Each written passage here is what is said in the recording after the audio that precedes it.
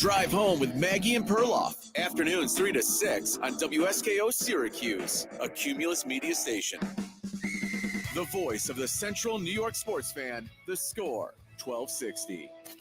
Welcome to your home for local sports in Syracuse. Outside the Box Score with Mark Rowlands starts right now.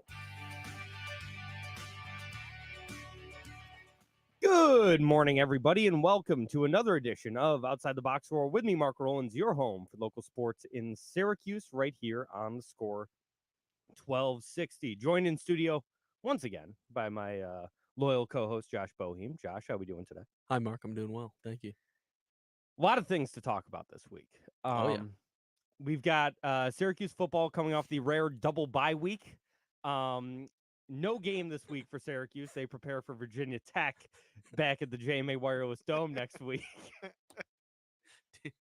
I guess we could probably have to.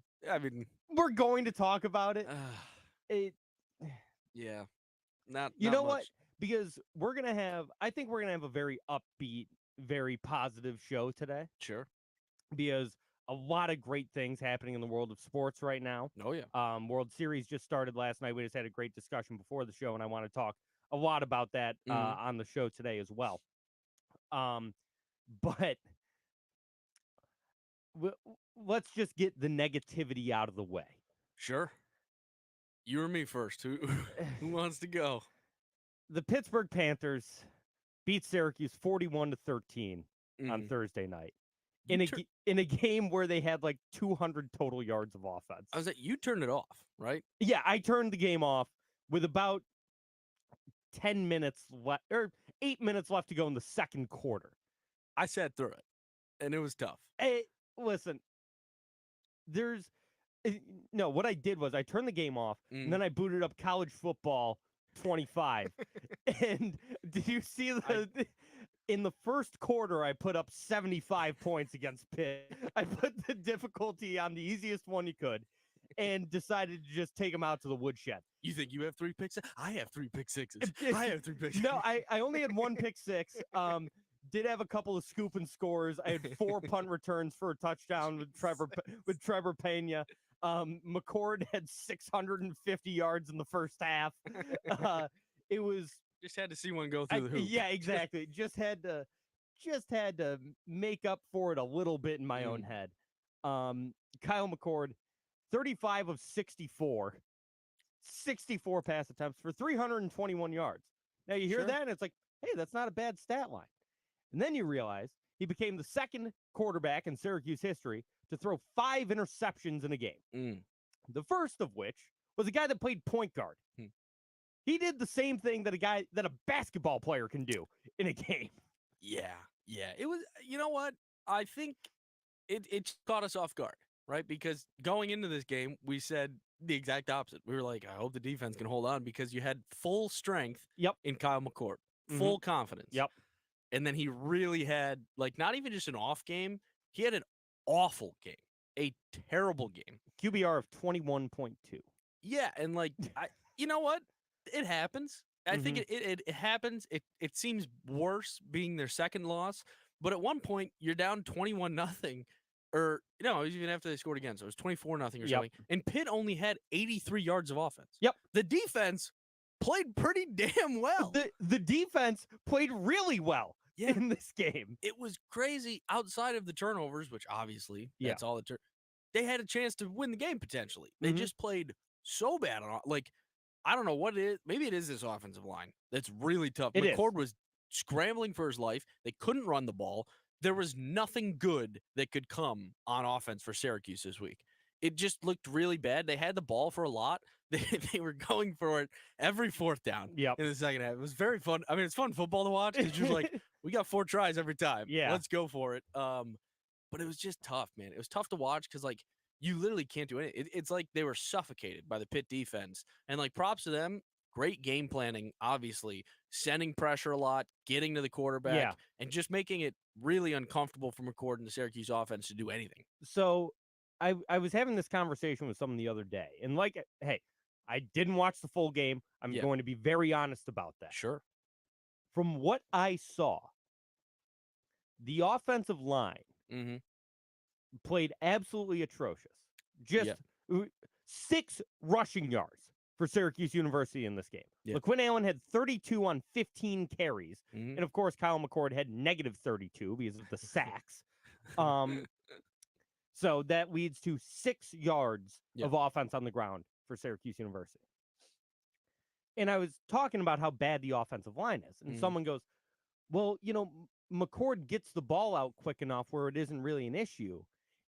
My argument is he has to get the ball out that quickly. Yes. Because if he doesn't, he is going to get rocked every single time.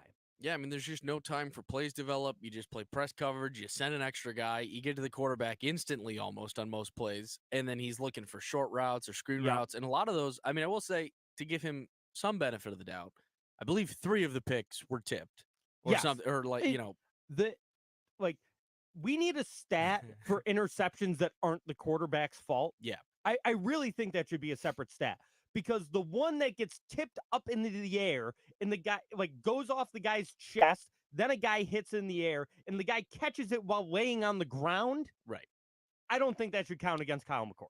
Yeah, I mean, personally, maybe decision-making, whatever. The last pick 6, the screen pass to Allen that just hit off his hands and into the guy's lap and took it to the house. I mean, that one's it's just tough. And then you're like, I guess you just don't throw the ball there. Like, what do you do? Like, he's not open. I get it. But, like, that's the play, right? If you're a college kid, you're running the play, you're getting killed. You're just trying to not get hit yourself. If you're Kyle, he's already gotten hit 10 times at this point. He's like, I just don't want to play. I don't want to hit. I don't want to get hit anymore. Please, you take it. Somebody else take the ball. It's like kill a carrier out there, to be honest with you. I mean, it was crazy. They were just getting annihilated. Yeah. It was tough to watch.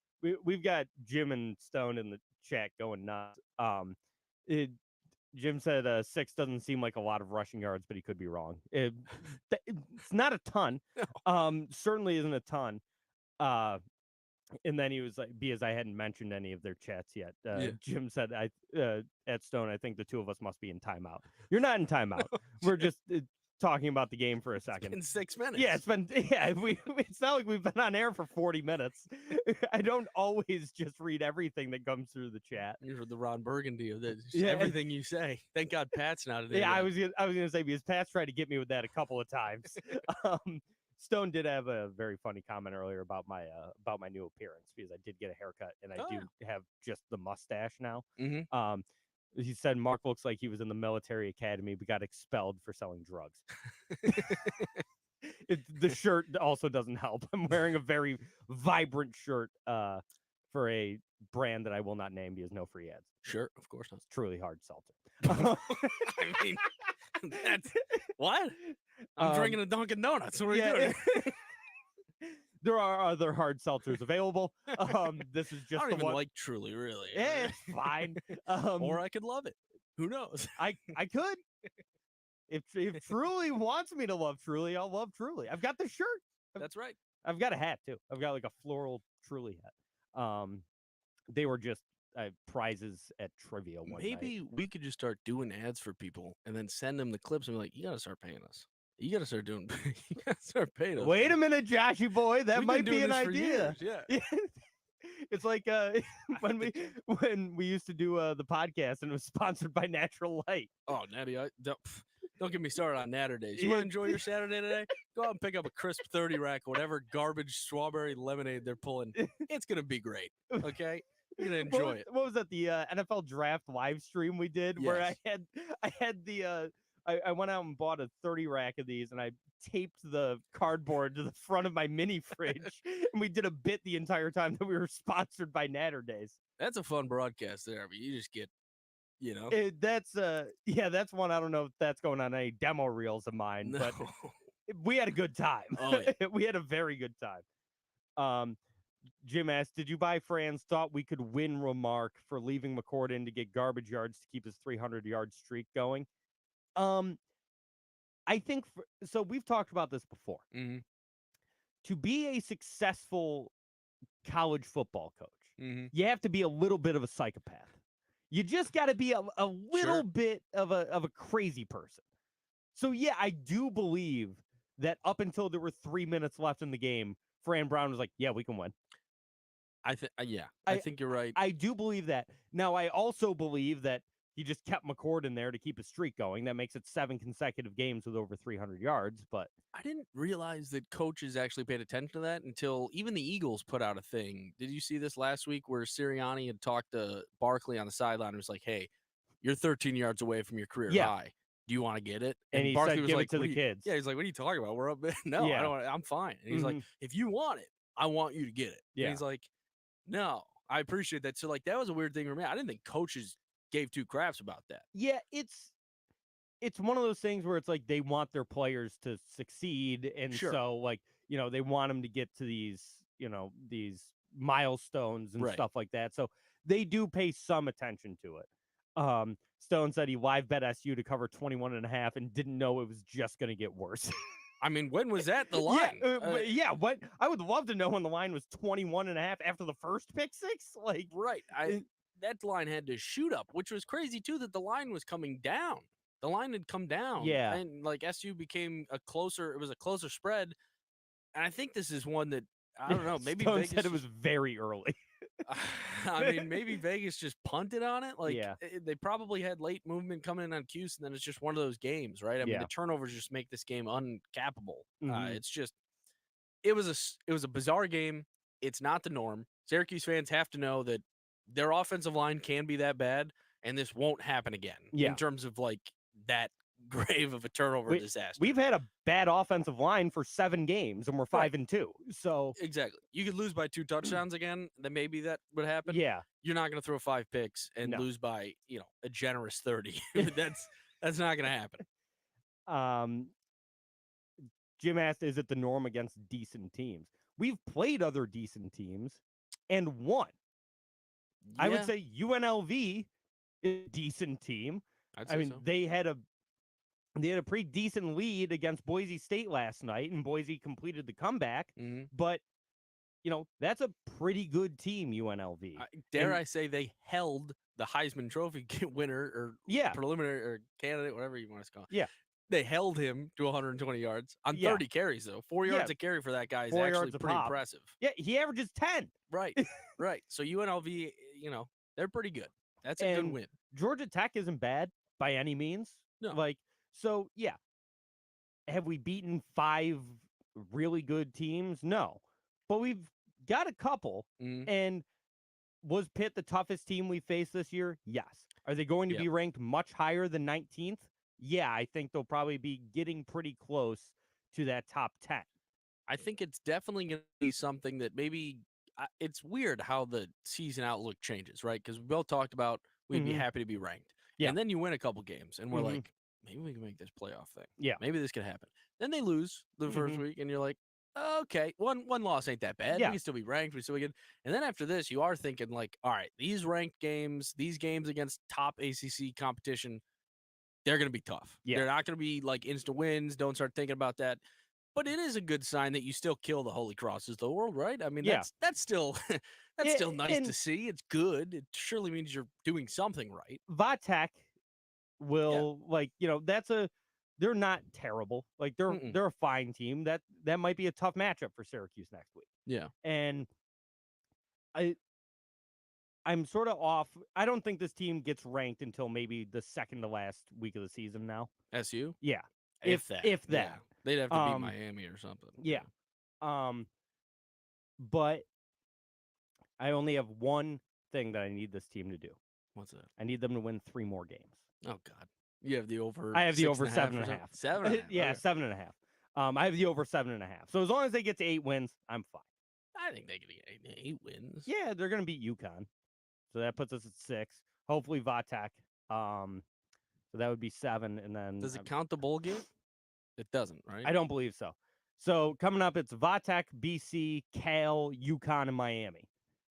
ACC opponent, right, Cal? Yeah, yeah, conference game, California. Yeah. Jim said, "How disappointing would 7-5 be?" Very for me. Very for everyone. Yeah. Oh, yeah. I think that would be a disappointing season. I said all off season that this team had potential to win 9 or 10 games. Yeah. So I think with the new coach, new everything, buzz on campus, all that, I think 7-5 would be pretty underwhelming. You know what's going to be terrible? What's that? When this team wins like 4 games next year because they have one of the hardest schedules in college football. Maybe they get a little ahead of themselves. Is that They're what we're thinking? They're at Notre Dame. They're playing Tennessee at a neutral site. They're at Clemson, and they're at I think they're at Miami next year. Yeah, one of the toughest schedules in in the country.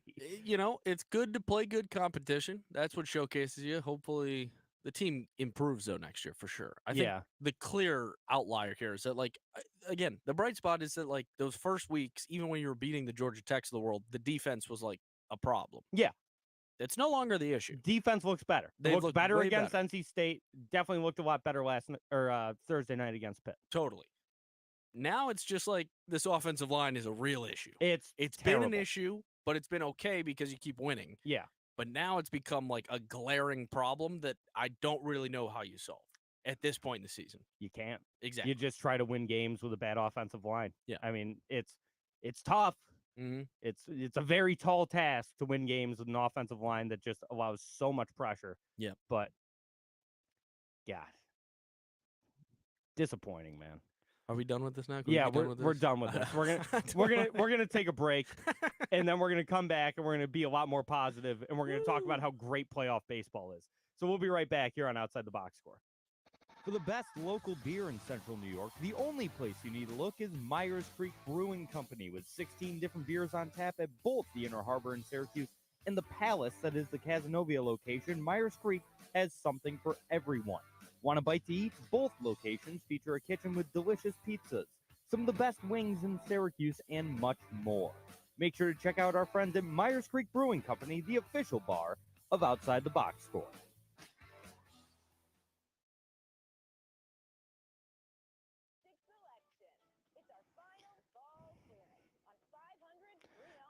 Jim said, would Josh prefer losing his wager the Syracuse way or the Yankee way? So if you have money on a game, just getting destroyed, or a heartbreaker. Well, I did lose it the Syracuse way. How would I like? Yeah, trying to think. I mean, obviously the answer's, I don't know. That's a tough one because I don't want the sweat. See, no, I love this. You chase the sweat. That's the problem. Okay, here's the thing. I love the sweat when I win. There's something to be said about you place that wager on Syracuse, and after the first quarter, you're just like, all right, I can look. Yeah, I lost the bet. Like, game's over. Yeah, that is an easier move on, I think. But I mean, there's something about actually betting. Like, I think you bet to feel it, to be in the sweat. Yeah, I think it's the Yankee way. As easy as it is with the Syracuse loss, that's fair. I think it's still the Yankee bet. Personally, I just like the drive. You like the feeling. Jim also asked, what's a worse pick, Jim on the Giants last week or you on the Jets? Dude, the Jets, I don't know. What the hell is going on? They're terrible. I told you they stink. No, they can't stink. It doesn't make sense. It doesn't make sense, Mark. They shouldn't be this bad. They also have a bad offensive line. I liked the Giants too, Jim. I was on both with you. I had both New York teams. I bet it feels like I'm on the Giants every goddamn week. I love the Giants team too. These loser mentality teams that have no backbone and horrible coaching. It comes down to coaching. Devontae Adams did a great speech after the game in New York where he was like, these dudes just don't want to play. He's like, there's no energy in this locker room. You guys, I mean, you think we're done already because we're 2-5? What the hell are you guys doing? Like, hopefully having some more vet presence, just be like, hey, guy, maybe it might be a Rodgers thing where, like, guys just don't. Aaron Rodgers isn't that guy. It's like a leader type thing. I don't think he just yells at people when they do stuff bad. No one likes him. Right. He's not a nice guy, but hopefully a guy like Devontae Adams can come and be like, hey, I kind of like win things a lot. I like to win things. You guys got to do something different. Hopefully that can help. They're not dead. I truly think they can still make the playoffs. I truly do. I think they're dead. I think the Jets are a fine team, and I think they just need a mentality check or something. Hopefully. I don't know. Stone said the Bill Burr Pete Davidson meme is happening right before our eyes. The Jets are going to come back. They are. They can't. The Jets suck. No. They stink. They're so bad. If you named any team in the league right now and you told me the Jets were playing them next week, I'd have a hard time not taking the Jets. At literally any team. That's a problem. I love the Jets. I don't know what to tell you. They're just a good team.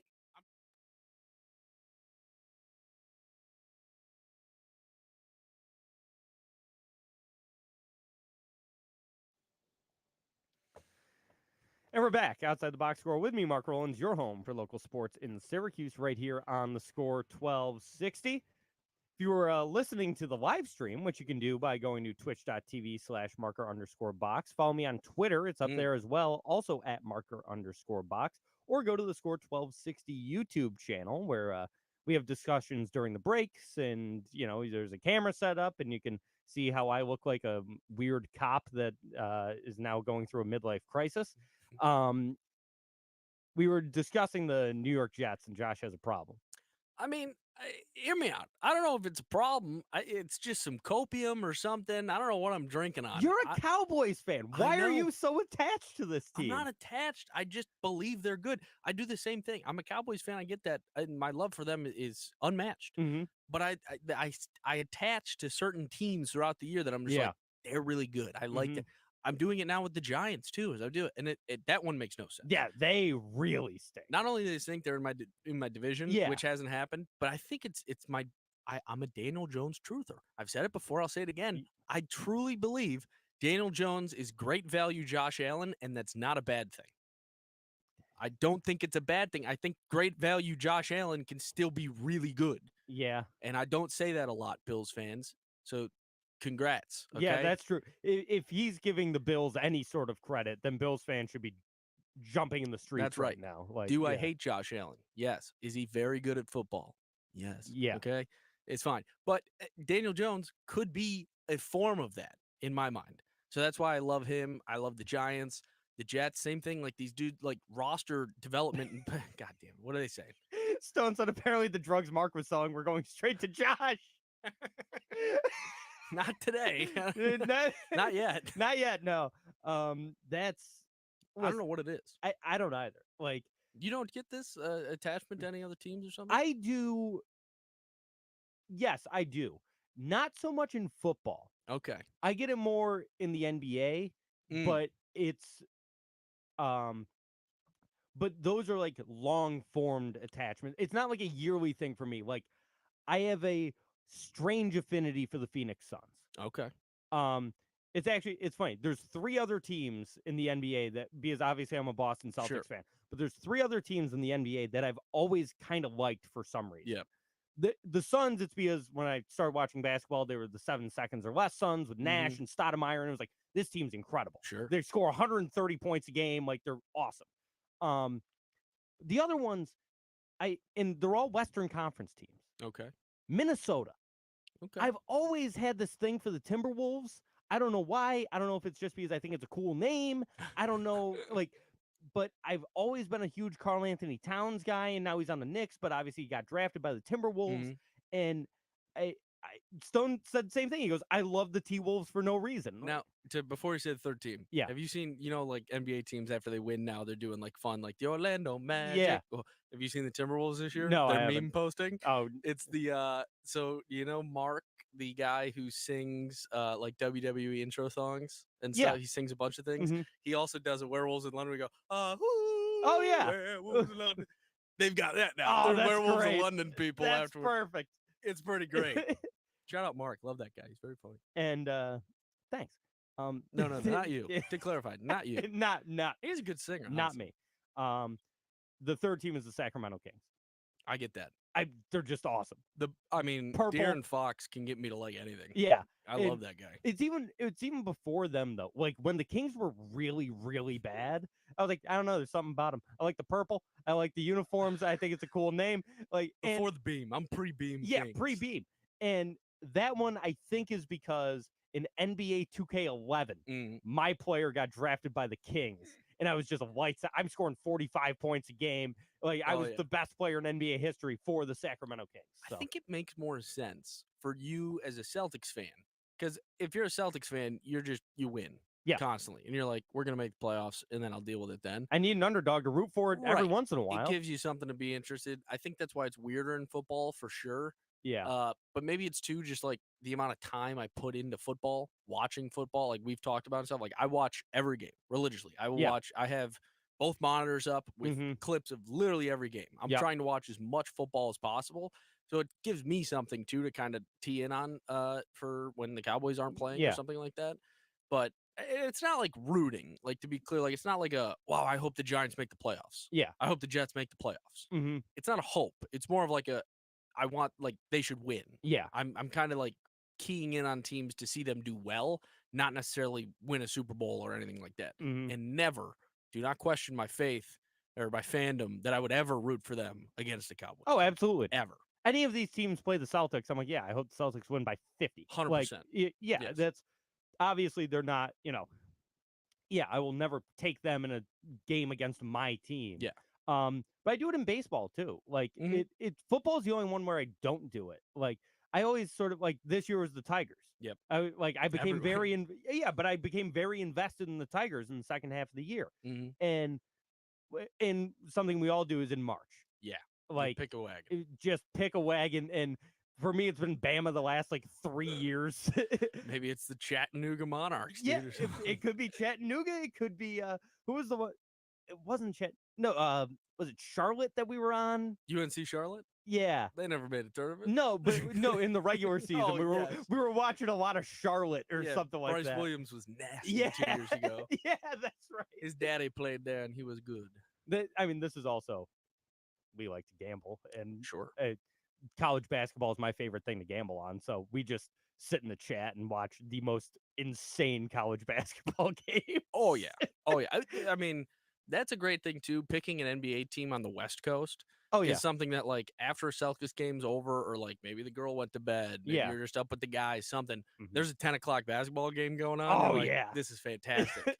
This is the best thing in the world. When there's only one sport, because there's so much sports now. When there's only one thing for everyone to like kind of key in on, it's just the best, man. I mean, that's what we live for.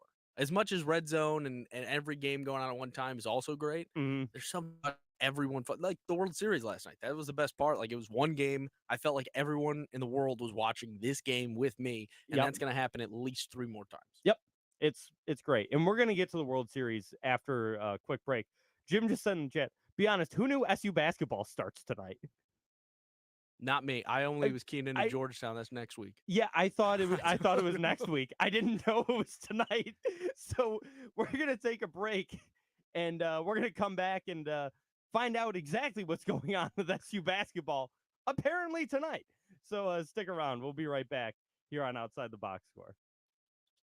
If you're a fan of local craft beer, the only place you need to go is Myers Creek Brewing Company, with 16 brews on tap at both the Cazenovia and Inner Harbor locations. Myers Creek has the best selection of locally brewed libations in all of central New York. Want a nice hazy IPA? The Velvet Fog is a must-try. More of a traditional Pilsner, how about the Floatin' on By?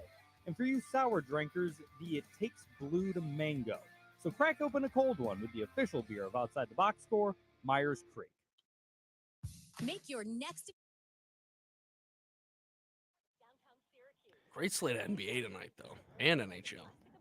Yeah, I did not know that they had an exhibition today. What time is it at? I couldn't tell you. NHL starts at 1 today. They got like 10 games, dozen games, it looks like. 1 o'clock? SU's playing at 1?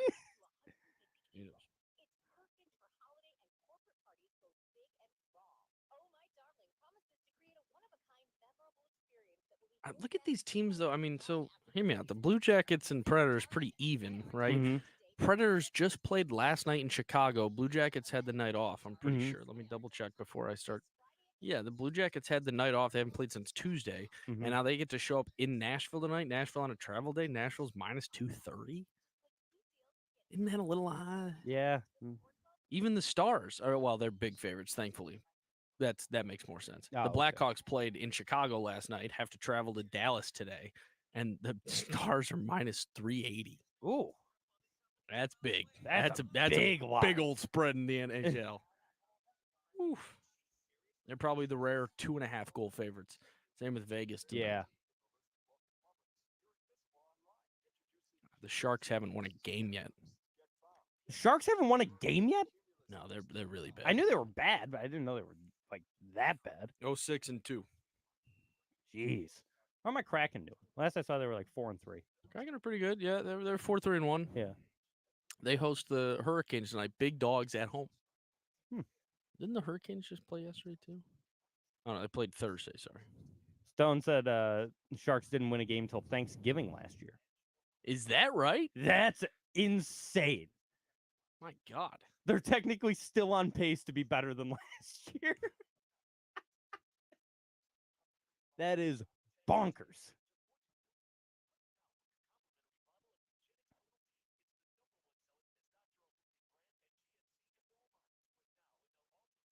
Also, I love that our last segment was just talking about sports.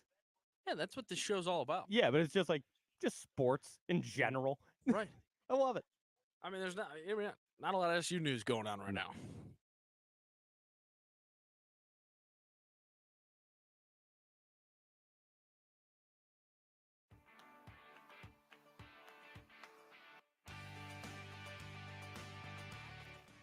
And we're back outside the box score with me, Mark Rowlands, your home for local sports in Syracuse, right here on the Score 1260. Josh, were you about to say something? I was.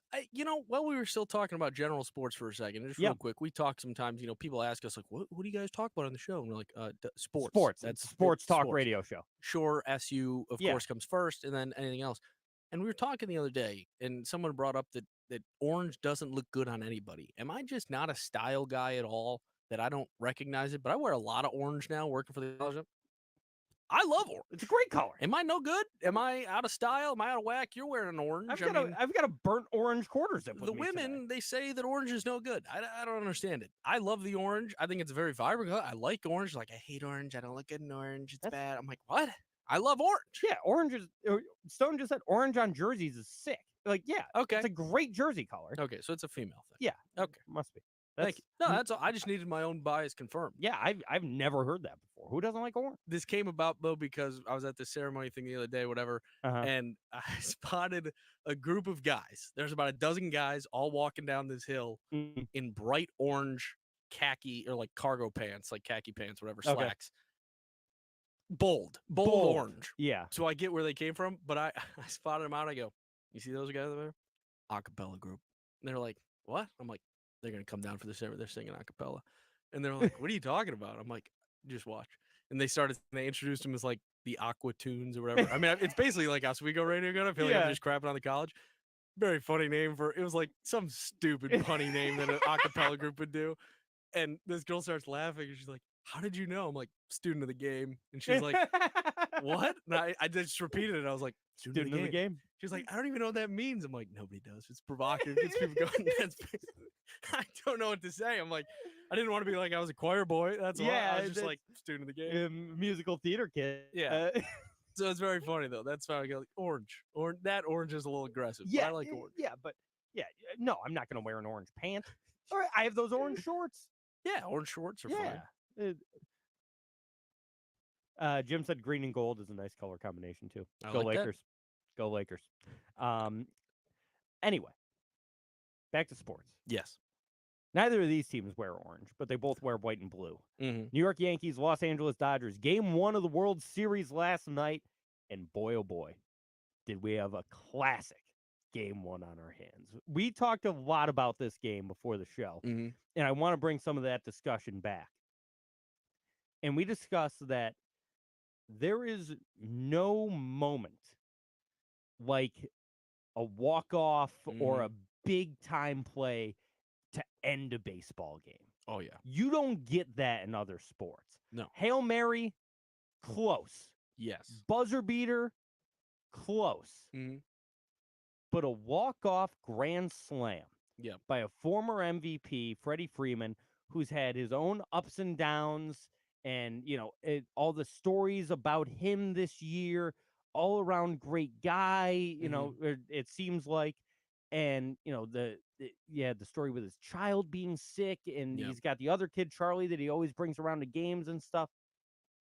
Everything was perfect in that moment last night for him to hit the walk-off grand slam. Jim said a walk-off hole out on the 18th hole. Okay. That'd be... To win the Masters, sure. In the the John Deere Classic, right? Not so much. Right. Tigers chipping on 16 or whatever, right? Like that, sure. That one's close. That's also close. But that's the thing. I think when we were talking about the other four major sports for this argument, it's like in football, scoring happens a lot. There's a lot of game. You never really feel that pressure until the end. Kind of basketball too. Like if you go down 20 in the first quarter of a finals game, you're fine. You're like nobody's pressure. The pressure just isn't as high. Hockey, we said, was closest because scoring is so hard. It's like baseball. Like these runs, even though the Dodgers are averaging 6 runs in the game in the postseason, runs are harder to come by in the postseason. Yeah. Same with hockey. Goals are harder to come by. So as the game progresses, these short leads are like really pressure building. And all of this pressure culminates last night.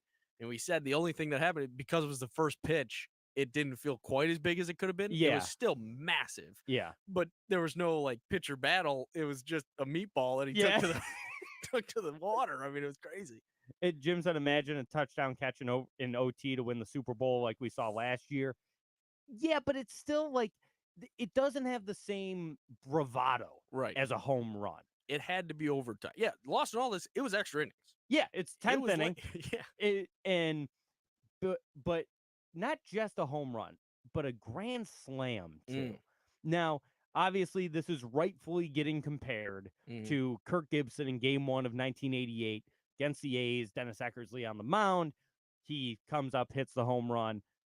And it's getting compared for a couple reasons. One, it was Game 1, similar circumstance, all that. 2, Freddie Freeman has an ankle injury. Yep. We were talking about this before the show. Kirk Gibson couldn't walk. Right. I mean, Kirk Gibson was hobbling around the way. I think the more and more I watch, I think that was actually his fist bumps was him propelling himself forward because he couldn't walk the base. Yeah. So, and that was pinch hit as well. Yes. So that makes it a little different. No one thought Kirk Gibson was going to play in that series, let alone go yard. Yeah, in the first game off of the best closer in baseball, who's a Cy Young and MVP award winner. Like it was the most. I mean, Vin Scully said it the best, as he always did. In a year that has been so improbable, the impossible has happened. Yes, and so let's pump our brakes a little bit on that comparison. I get it. Lefty, ankle injury, hurt, all of that. Let Kirk have the moment. Yeah. Okay. That's just different. It's a different thing. Very comparable. Way not better even. I mean, it's just a different. Yeah, it's different. Just different. But you also have the fact that it's a grand slam. Now, it would have been a lot cooler if the final score was 6-5 and not 6-3. Right. If he came up with the bases loaded and he was the winning run. Yeah, that would have been obviously unbelievable. But how cool! First ever walk-off grand slam in a World Series game. Yep, that's pretty sick. It's the moment that we all dream about in our 2 backyard. Outs, bases loaded. Yeah, bottom of the 10th. Yeah. Down a run. Yeah, like and you go yard. It's we've all said that right before we took a swing in wiffle ball or. Playing pickup with our boys down at the Sandlot, when we were kids. So for Freddie Freeman to have that moment is incredible. And the last comparison between Gibson and Freeman, I saw this earlier, and this is unreal. Both home runs occurred at exactly 8:37 local time in Los Angeles. That's creepy. That's freaky. Yeah. The fact that they happened at the same time. Now, they were 10 days apart. 36 years and 10 days. So if it was the same day, if it was October 15th yesterday instead of the 25th, tear it down. Stop playing. We're done playing baseball. Dodgers already won the World Series. Like that, playing one game and that's it. But if you're the New York Yankees going into Game 2 today, you played a game that you usually win last night. You score 3 runs, 2 of them off of Jack Flaherty, who's been nails for the Dodgers. You get 1 off the bullpen, and it was Trinan. You get 1 off of Blake Trinan, who's absolutely filthy. You score 3 runs. You got Cole on the mound, who gives you 6 strong, 1 earned, 4 strikeouts. You've got this really good bullpen that Clay Holmes is good for 2/3. Tommy Kahnle gave up an absolute rope to Shohei Ohtani that somehow didn't get out. But he gives up a run, but you're still up 3-2. Yeah. At that point it was tied. Excuse me. At that point it was tied up at 2. When Kahnle gave up the run because the Yankees scored again in the 10th inning. So that was to tie the game. It's tied up at 2. going into the 10th inning, you score. Yeah. You go up 3-2 going into the bottom of the 10th and make an unbelievably strange decision to walk Mookie Betts to load the bases to get to Freddie Freeman. Let's bring up the first unusually crazy decision to bring in Nestor Cortez. Yeah. Who hasn't pitched in over a month. Yeah. Who now has to face Shohei Ohtani, Mookie Betts, and Freddie Freeman. Yeah. Like, as much as Yankee fans could be mad at Cortez, I mean, that is just an impossible ask. The first time you get back on the mound, you got to play possibly the best 3 hitters in baseball. Yep. It's bad. It's crazy. It's bonkers. And Aaron Boone has to be hitting himself. I mean, nobody watching that game wasn't saying when it came up that he hadn't pitched in over a month, we're going, the hell is he doing? Yeah, why is he in the game? Bringing out the Wild thing? What is he doing? They're bringing out Vaughn? I mean, what the hell are they doing? Jim said in chat, Nestor was well rested. Yeah, he was certainly well rested. And then he gives up an absolute meatball to Freddie Freeman, like you said, right down the middle. 92 miles per hour right in the breadbasket. And Jim brings up lefty versus lefty. Freddie Freeman is no stranger to hitting left-handed pitching. I was looking at his stats earlier. Over 800 OPS against lefties. Now, granted, his OPS is a lot higher versus righties. Sure. So you're going for the matchup. That's fine. In theory, if your lefty is Billy Wagner, right? If he's throwing 100 miles an hour with a wipeout slider, Nestor Cortez throws 93 miles an hour tops. Freddie Freeman can hit pretty much anything you throw at him, but if you throw him a 92 mile an hour fastball middle in and expect to not give up a home run, then you're crazy, because that is his pitch and he got the perfect pitch. It's just, it's a bad decision by Boone. You can't bring Cortez in there. No. Bring in Tim Hill. Sure. Who's been really good for them. I mean, the reality is, too, though, the Yankees did it, the Dodgers did it the half inning before, like we were talking about. They walked Soto to bring up the AL MVP, Aaron Judge. Equally as crazy. Nuts. I mean, imagine, we talking about this, the aura that Juan Soto has. Imagine the aura of being able to walk a guy to bring up the MVP. Yeah. And that's essentially what the Yankees then do in the next inning. It's just, you can't, these teams are trying to play kind of traditional manager styles, but like, you walk Mookie Betts, you bring up 2 years ago the NL MVP. Yeah. I mean, it's just another, the lineups are too good on kind of both sides, especially the Dodgers. The crazy thing about the Dodgers is you got this year's MVP leading off. It was also last year's MVP. Correct. You've got the 2018 AL MVP hitting second. Yep. And you've got the Freeman won MVP in 2020. It was the shortened year. So it's been, okay. Yeah. And you've got the 2020 NL MVP hitting third. You have 3 MVPs at the top of your lineup. Yeah, I guess you pick your poison. Right. But in fair sense, if you wanted a guy to beat you, it was probably the injured, injured Freddie Freeman. I get it. But it's just crazy. Not with Cortez. No. He just, in my opinion, he just wasn't the guy to bring in there. And Aaron Boone had to make it to the World Series this year, in my opinion. If he didn't, he's gone. Now, a guy who's already been eliminated from the playoffs how many times? Has already made so many questionable decisions in the playoffs. How many times? He gets onto the biggest stage, the World Series. This is the culmination of everything. And in game 1, just another boneheaded decision. I'm shocked I haven't seen more Yankee fans calling for his head right now.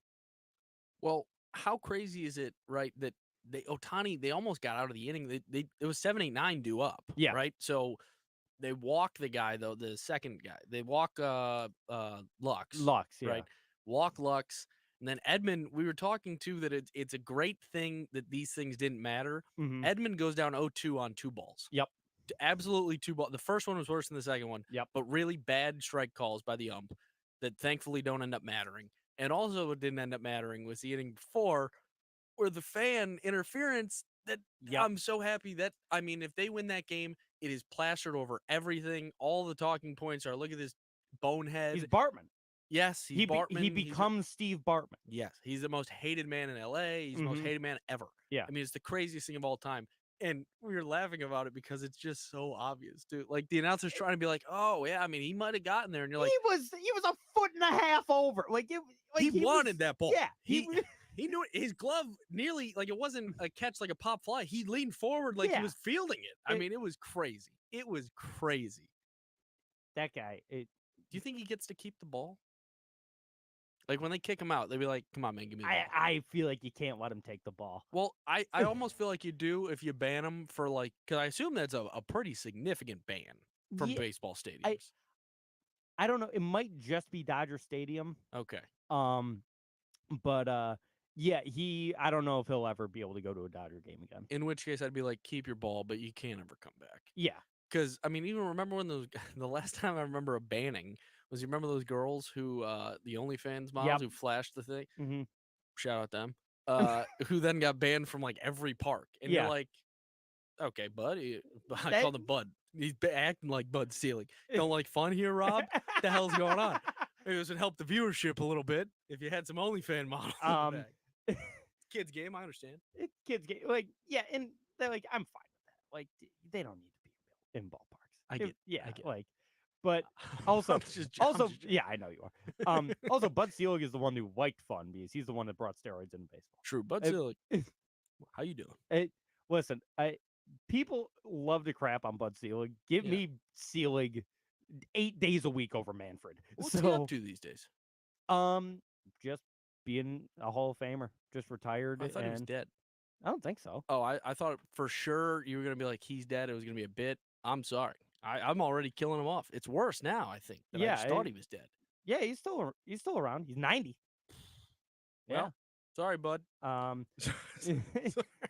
he is the Commissioner Emeritus Bud Selig. Yeah, he's just an old man hanging out, being a Hall of Famer, enjoying his retirement. Good for him. But yeah, I'd take Selig 8 days a week over Manfred. I still can't stand the guy. I get it. You know what they took away from us, Josh? What's that? Steal a base, steal a taco. Yes, he got rid of it. Got rid of it this year because of the bigger bases. Everyone's stealing so many bases. They got rid of one of the best promotions. Taco Bell was like, we can't be giving out these many tacos. They're swiping bases left and right. I mean, how can we... Is that really hurting the bottom line over at Taco Bell? How can this be profitable for Taco Bell? I'm sick and tired of Manfred. Yeah. But hey, at least we've got a good World Series, and we do have to take a break, as Jim is reminding us in the chat, as always. But when we come back, I want to bring that discussion we had about Juan Soto before the show onto air, because need it. We've got a friend with a wild take, so we'll come back and discuss that after this.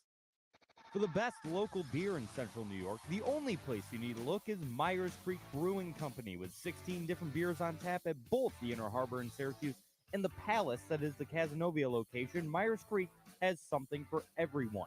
Want a bite to eat? Both locations feature a kitchen with delicious pizzas, some of the best wings in Syracuse, and much more. Make sure to check out our friends at Myers Creek Brewing Company, the official bar of Outside the Box Score.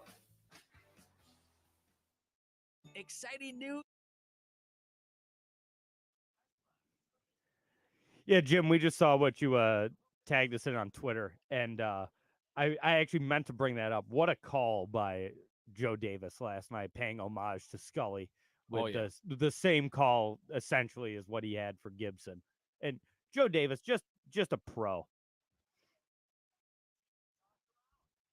Jim said, oh, this is interesting. I'm going to save that, Jim, for the discussion when we come back. His book has an over-under on Soto's contract. Really? Yeah. What's it at? Or just save it? Yeah, we're going to save it. Oh, you said what it was at and what it's now at. Oh, wow. Before the World Series? Like, yeah, well, when he first saw it, I guess, or... Okay.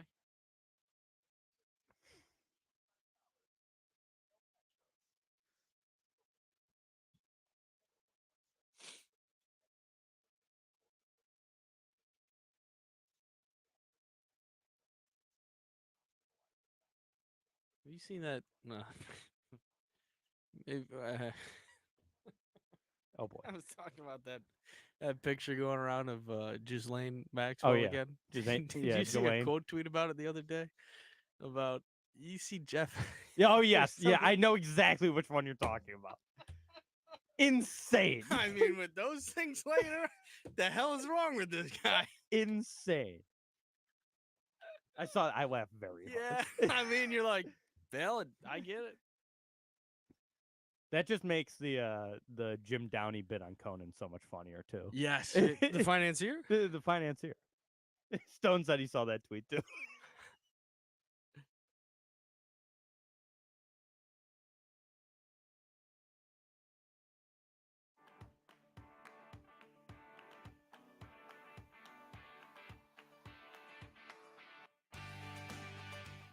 And we're back outside the box score with me, Mark Rowlands, your home for local sports in Syracuse, right here on the score 1260. Josh, we were talking about before the show. Juan Soto. Yep. Current New York Yankee. Right. Free agent at the end of the year. Mhm. And we have a mutual friend That's right. who I'll keep him anonymous right Okay. now. But he's a fan of the Baltimore Orioles. That's right. And he has an absolutely insane take Right. that he doesn't think the Orioles should even attempt to sign Juan Soto. Well, he made a point that they might not have a roster spot for him, which is, on the other reason why it's laughable. I mean, they didn't make it out of the first round this year. To think that he couldn't help their team, Yeah. is funny in all means. And then it came into a greater discussion about Anthony Santander, Yeah. which of course did hit. Who he said, well, he hit more home runs. That's true. Great. It's a good That's statement. Fantastic. And the budget of Santander being a cheaper option, Uh-huh. which is understandable. But even then, they got him cheap this year. He did just probably take a silver slugger in the outfield for the Yep. American League. He's probably not worth $15 million anymore. He's No. probably going to be worth 20, 25, Yeah. and so on. So the budget becomes smaller and sillier. And it's just a great, fun discussion because, then we bring up the fact that Juan Soto has this aura about him. Yeah. Guys that have aura. Mm-hmm. To which he responded with, no, he doesn't. If Oh, y- just quickly, Stone already guessed who it is. So yes, of course, the yeah, sham. Yeah, the sham. It's like, I mean, you just got to say, eventually he let go of the argument by just saying, I hate the Yankees and I hate Juan Soto and therefore he's bad. I take that better. Yeah, If you just say your hatred blinds you from speaking and thinking logically, that's fine. I understand that. Yeah. It does that to me all the time. Mm-hmm. I told a friend last week in great confidence that no matter what the line is, you bet the Niners because, yeah, they might have some injuries. The Cowboys suck. It doesn't Mhm. matter. The Niners should be 2 touchdown favorites. That's what I Yep. said last week. Fully confident. Do this. I then convinced my friend to bet that at -5.5. The line has since come down to like about 3. This friend got the worst number Yep. that he's gonna see. He then questioned me, goes, "Why did it go down? Is that good?" I go, "Not for you. No, Not- that's bad. it's quite bad for you. He's not very smart. He doesn't bet a lot, and I feel bad about it. I feel very bad about it because then now, by the time we get to here, I'm going, Cowboys are winning this game. Yep. And I've completely swapped. My mental game has completely checked out, and there's no reason to think logically because it's impossible, Mark. I'm sorry. I'm just telling you. He's not very smart. He doesn't gamble. And I screwed him. He really was like, why'd it go down? Does that mean, is that good? I'm like, no. It's very bad for you.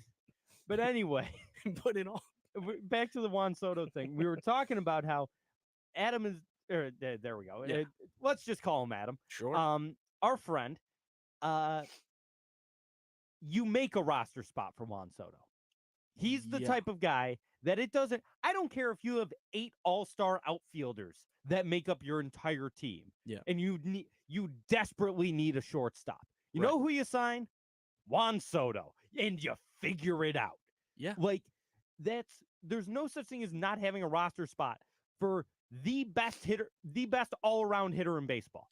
Like, it's very fun, and I get it. The Orioles have a lot of young talent, but it's not even like young prospect talent. They're like good talent. Juan Soto's my age. No, I get. Yeah. I'm saying like a Hurston Kjerstad or Heston whatever. Kjerstad, yeah. Thank you, Colton Cowser. Like a lot of young guys who play outfield who are very good. Yeah. And you could see them being everyday guys. Yeah. Totally. You play Han Soto over. You got a It's DH just- spot, don't you? Exactly. Figure it out. It just doesn't make much sense. And it's very funny. Like, because for a long time, he didn't just give up on the argument. He was just, we had 3 of us in a group chat going at him, and he was just dealing blows back and forth. It's very good. He did a good job, I will say, of defending it. And then eventually just had to be like, I just hate him. Okay. I just hate him. And we're like, okay, fine. Yeah, that's fair. That's like, fair. just say that. Because the actual trying to argue it just makes me think you're a fool. Like, Yeah. to say these things. It's wild. But we were talking about, you asked me if I think he stays a Yankee. Yes. And I said, if George owned this team, he would have been signed the day they traded for him. 100%. 1,000%. Yep. I don't know if Hale has the guts to dish out what's going to be, according to an offshore book, What was the first number? 550 and a half. That was the first number. Was the first number. It is now at 600 and a half $1 million. How though? So what? I mean, Otani's getting $50 million a year, right? No, 70. $70 million a year. He was 10, Oh, right, 10 years, 10%. 700 million. Right. Well, actually, no. He's getting $2 million a year for Right. 10 years, and then 68 million for another 10 years. Right. How could I forget? Yeah, in the one of the most insane contracts Yeah. in sports history. Right. So yeah, he's probably worth a 50 mil guy at least. Yeah. So, and Stone said, to be fair, I'm not paying 600 for Soto, and Jim said 12 years at 50 million is 600. So, yeah, I think that's around where the number's going to be. I really do. I mean, obviously it's a Vegas line, so but that, yeah, that's around where I think this could be. Right. I don't think Hale's got it. I really don't, because if he did have what his father had, Shohei Ohtani would be playing on the other team in the World Series. Yep. There's no way he goes to the Dodgers. And with Soto, I get it. He's already there. You got that. He turned down like 3 years ago, 3 or 4 years ago.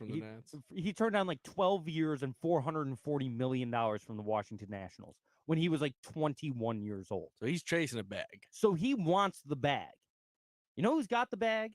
The team with like $170 million coming off the books this offseason, the New York Mets. And they've got the owner who's willing to dish out whatever. I think he's going to be, I don't know if he's going to be a Met. I think the Mets are more likely than the Yankees to sign Juan Soto. Yeah. Right now, because they've got all that money coming off the books. Stone says he doesn't have to move. Right. You're still in the same city. You're still playing in New York. And the Yankees are going to try to give him the old hometown discount. Like, they got Judge for less than what the Giants offered him. Yep. They're going to try to play that. Judge is too. We talked about this, came up last night because Judge, they're showing all the stats, obviously, whatever. Judge is 32 years old. Yeah. He's a rare peak late guy. And it happens more in baseball, right? Because it's harder to get up, whatever. He's not near the end by any means, but like Giancarlo Stanton's 34, right? Aaron Judge could just be Giancarlo Stanton in 2 years. And I really like where he's at now. And that's not that crazy to think that he's just a power guy who really isn't as great of a hitter. Like he has horrible plate. It's very funny to watch an Aaron Judge at bat and just be like, just don't throw him a fastball, throw him a slider in the dirt, and he'll swing it. Yeah. Like he has awful plate discipline. In the playoffs, he does. It's a lot better in the regular season, but he's also got the highest strikeout rate in the history of the Major League Baseball playoffs. Yeah, Aaron Judge is a crazy person. You just, as a pitcher, you just don't have to go on an ego trip of being like, I can beat him with a fastball. Because you can't. It's okay. You can't beat him with a fastball. Right. Jim said the Yankees are sitting home if not for playoff Stanton, and that's true. Stanton's been great this playoff. He had another home run yesterday. Like, he is the reason the Yankees are where they are right now. 5 postseason home runs, right? Yeah. But yeah, I said it when Judge was a free agent. If I was any GM, I don't remember if he was a Boris guy or whoever his agent is. I think he is a Boris guy. I would have said, I'll give you 4 years, $200 million. Yeah. I'll give you $50 million a year for 4 years. I'm not going, you want 4 years, 240? Sure. Like, I'll give you $60 million a year. Soto's at an interesting age, too. Maybe he does that. Maybe he does the 2-year mega million contract. He could. He really could. You bet on yourself some more, kid. I don't know. Yeah, we'll see. Thanks, everyone, for tuning in. It's been a pleasure as always. Josh, Jim, Stone, everyone in the chat listening, thank you so much. See you next week. Same time, same channel, 11 a.m. on The Score. Peace.